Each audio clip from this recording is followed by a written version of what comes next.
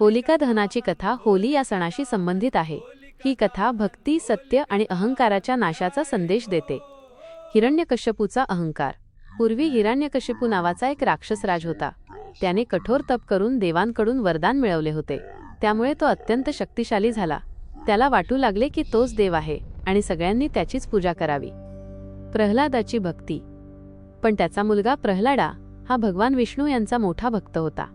तो नेहमी विष्णूचे नाव जपत असे। हे पाहून हिरण्यकश्यपू खूप रागावला।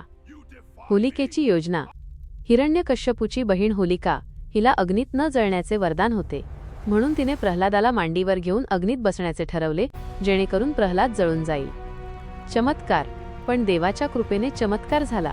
प्रल्हाद सुरक्षित राहिला आणि होलिका मात्र जळून भस्म झाली, कारण होलिकेने तिचे वरदान चुकीच्या हेतूसाठी वापरले होते। यामागचा संदेश: सत्य आणि भक्ती नेहमी जिंकतात। अहंकाराचा शेवटी नाश होतो, वाईटावर चांगल्याचा विजय होतो। म्हणूनच होळीच्या आदल्या दिवशी होलिका दहन केले जाते आणि वाईट प्रवृत्ती जाळून टाकण्याचा संदेश दिला जातो। व्हिडिओ आवडला असेल तर लगेच लाईक करा, तुमच्या मित्रांसोबत शेअर करा आणि अशाच भन्नाट व्हिडिओसाठी चॅनलला सबस्क्राईब करा। धन्यवाद। पुन्हा भेटूया पुढच्या व्हिडिओमध्ये।